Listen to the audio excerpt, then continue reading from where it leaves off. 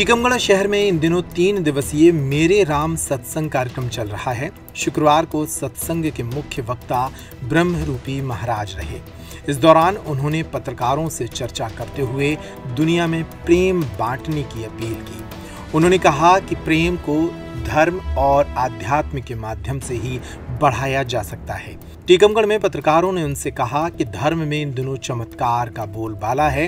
इस पर ब्रह्मरूपी महाराज ने कहा कि सिर्फ चमत्कार को नमस्कार ना करें। साधु संतों का काम समाज में भेदभाव मिटाकर प्रेम और आध्यात्मिक मूल्यों की स्थापना करना है। इस दौरान उनसे हिंदू राष्ट्र के मुद्दे पर सवाल किया गया। उन्होंने कहा कि विश्व में पाकिस्तान, अफगानिस्तान सहित कई ऐसे देश हैं जो मुस्लिम राष्ट्र घोषित हैं, लेकिन क्या ऐसे देशों में शांति और सद्भाव का वातावरण है? हिंदू राष्ट्र की बात राजनीति से प्रेरित है। गौवंश की दुर्दशा पर ब्रह्मरूपी महाराज ने कहा कि गौचर भूमि पर लोगों ने कब्जा कर लिया है, जिससे गौवंश सड़क पर घूम रहा है। उन्होंने कहा कि लोगों को चमत्कार जैसी चीजों को बढ़ावा देने वाले साधु संतों को ज्यादा प्रचारित नहीं करना चाहिए। भगवान श्री कृष्ण और श्री राम ने कर्म के आधार पर फल भोगने का संदेश दिया है। आप लोग पूछते हो तो हम बताते हैं, वैसे हम इन चीज़ों को ज़्यादा महत्व नहीं देते। मैं जिस लाइफ को जीता था वो लाइफ अलग थी। फोटोग्राफर रहना, मॉडलिंग करना और एक ऐसे परिवार में जन्म लेना जिस परिवार में कोई कमी नहीं थी, इकलौता पुत्र होना और वही रॉयल लाइफ जीना जो और आजकल के बच्चे जीते हैं। हमें हमको हरिद्वार में ऐसी प्रेरणा हुई कि हम इन चीज़ों में विश्वास नहीं रखते तो आज भी हम नहीं चाहते कि ये चीज़ें हाईलाइट हो। तो मेरा व्यक्तिगत मानना है कि प्रेम बढ़ाना है, अपना नाम नहीं बढ़ाना है ना। देखा जाए तो पूर्व जन्मों की यादें आप कह सकते है ना। बाकी हमको जो महसूस हुआ हर की पौड़ी पे माता श्री को फोन किया, वही माँ हम तुम्हारे पुत्र ने, माँ घबरा गई। ऐसा थोड़ी होता है। मैं लगा कि भूत परी लग गया होगा शायद। हरिद्वार गया है, सोमवती अमावस्या के समय हम गए हुए थे, 14 के दिन यादें हैं। तो बहुत सारी ऐसी चीज़ें हैं जो एकदम से भी नहीं बताया जा सकता, क्योंकि शॉर्ट टाइम में लॉन्ग बात तुमको कहना है। मूल धारणा कहे तो जन्म जन्म की यादें के कारण मैंने ये वेश को धारण किया। मैं ये कहता हूँ कि मैं लोगों को एक चीज़ बता दूँ, आत्मा ज्ञाता दृष्टा होती है, कर्ता धर्ता नहीं होती है। आप भी जान सकते हो किसके साथ क्या होने वाला है। उसके पुण्य के युग में ऐसा था जो मुझे समझ में आया तो कह दिया, मैंने नहीं किया। ठीक। और एक नेताजी के बारे में कि मांस की दुकानें वहां मंदिर के आसपास नहीं हटवा दो, उन्होंने नहीं हटाई। उन्होंने कहा कि 2-3 हजार का नुकसान हो जाएगा। तो आपने कहा कि 2-3 हजार से निपट जाओगे, वो 2000 के लगभग से निपट गए थे। पक्का पत्रकार है, पक्का पत्रकार पूरी स्टडी करके। अब सुन लो हमारी, तुम तो रजत शर्मा बन रहे हो। पूरी स्टडी करके आता। आप सुन लो, मैं नहीं चाहता कि मेरी पहचान चमत्कार से। मैं चाहता हूं अगर मुझे कोई जाने तो मुझे जान के वो खुद को पहचाने, तो मुझे जाने, ना मुझे कोई ना जाने। मैं नहीं किसी को अपंग बनाना चाहता। चमत्कार एक समय और काल का धोखा है। ज्ञान ले लो, अभी मौका है, किसी ने नहीं तुमको रोका है। इसलिए मैं कहना चाहता हूँ कि मैं नहीं चाहता कि आप लोग मेरी छवि चमत्कारी के रूप में बनाएं। मैं चाहता हूं मेरी छवि आप ज्ञान, प्रेम, आध्यात्म और एकता के रूप में बनाएं। तो मेरा बड़ा उपकार होगा आप लोगों का। मैं आप लोगों से हाथ जोड़ के निवेदन करता हूं कि भैया हमारी अगर इस बात को आप दुनिया तक पहुंचा दोगे तो शायद आपके भी जीवन में पुण्य लग जाएगा। कोई पाखंडी के चरणों में जाने से, झुकने से बच जाए। पहले तो ये देखिए कि हिंदू धर्म है कि संस्कृति है। धर्म की नॉलेज ही नहीं आज किसी को। पुरातन में हम 2 भागों में थे। पहले एक स्वरूप थे, फिर वैदिक और श्रमण आए।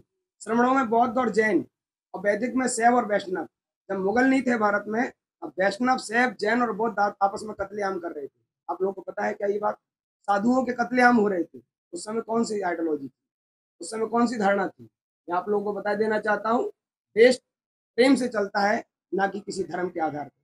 मुस्लिम राष्ट्र बन गया पाकिस्तान, क्या सुकून में है? मुस्लिम राष्ट्र बन गया अपना ईरान, इराक और अफगानिस्तान, बहुत क्या सुकून में है? सुकून प्रेम से आता है। हिंदू राष्ट्र या जैन बौद्ध राष्ट्र है खालिस्तान बनाने से नहीं है।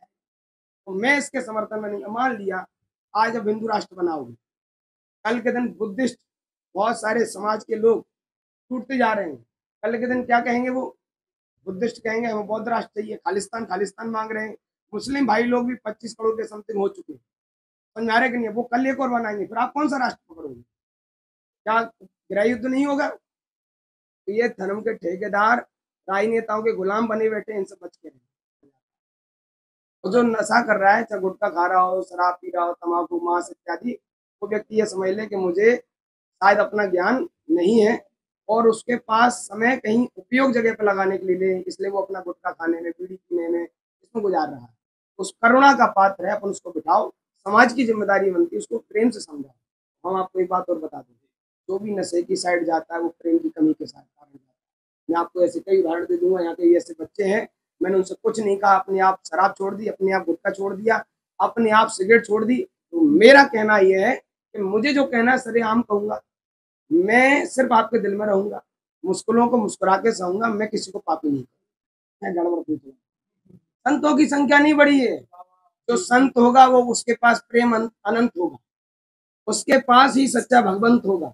और जो संत नहीं होगा, घृणा वाला होगा, उसका बहुत जल अंत होगा। नायक नहीं आया, अरे 10-12-15 साल के मेढक आते हैं बरसात में, एक कुंभ से दूसरा कुंभ नहीं चल पाते, चमत्कारी धराशायी हो जाते हैं। और नहीं है तो प्रभाव देख लो। एक कथा कथित धर्म के ठेकेदार ने मुझे एकांत में मिलकर चैलेंज दिया था, बोले देता हूँ गुरुदेव, नहीं मजा नहीं आएगा, है ना। मैंने उसको कह दिया था, बेटा बिना प्रेम के तुम परमात्मा को प्राप्त नहीं कर सकते। जन्मों जन्म का तुम्हारा पुण्य चल रहा है, आज जो करना है सो कर लो, आगे चल के तुम्हें वही कहूंगा जो कर्म के सिद्धांत में बताया। तपेश्वरी सो राजेश्वरी, राजेश्वरी सो नरकेश्वरी। तपस्या के प्रभाव से राज का वैभव प्राप्त होता है, तो राज के वैभव को प्राप्त करके जो भोग करता है वो नरक की हो जाता है।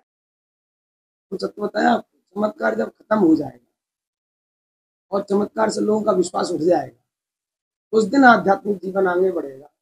और राम की वो बात नहीं पहुंचाई जा रही जो आराम में, राम की वो बात पहुंचाई जा रही कि भगवान के यहाँ श्रीफल चढ़ा के आ गए, हम ये प्रसाद चढ़ा देंगे, इतने मंगलवार, इतने सोमवार, इतने रविवार चले जाएंगे और हमारा काम हो जाएगा। ये निकम्मापन चालू हो गया। उसी कारण से बच्चे मायूस हो जाते हैं कि परमात्मा नाम की कोई चीज है नहीं इस दुनिया में, उस कारण से वो आत्महत्या करने लगते हैं कि हमें कौन सहारा देगा। अगर उन्हें ये पता चल जाए कि नारायण श्री कृष्ण जी ने कहा है कर्मण्यवाद के रस्तुमा पुलिस को रचना, महावीर स्वामी 12 साल जंगल में क्यों रहे? अगर रामचंद्र जी चमत्कारी होते तो उनके हाथ में जटायु की मृत्यु कैसे हो जाती?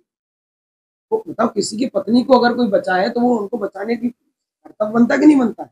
तो रामचंद्र जी ने ऐसा नहीं किया। क्यों? आयु पूर्ण थी, कोई रोक नहीं सकता। कलवल देवी देवता माता पिता परिवार मरते हुए जीव का कोई ना राखा ना। तो ये कॉन्सेप्ट दुनिया में नहीं पहुंच पा रहा। मैं ये चाहता हूँ कि पहले तो अपन लोग इन्हीं में उलझे हैं कि कोई हिंदू बना बैठा है, कोई जैन बना बैठा है, कोई सिख, कोई यहूदी, यानी क्या क्या बने बैठे। तो साधक की नजर में सब परमात्मा स्वरूप होते हैं। और कई लोग मुझसे पूछते हैं, गुरुदेव आप क्या कहना चाहते हैं, आप कौन से धर्म को आगे बढ़ाना चाहते हैं? मैं कहता हूँ ना मैं हिंदू का ना हूँ, जैन का हूँ, मैं चैन का हूँ। मैं इस फिलॉसफी से दूर रहना चाहता हूँ। साधक किसी जाति मत संप्रदाय तक सीमित नहीं होता, और जो होता है वो साधक नहीं होता।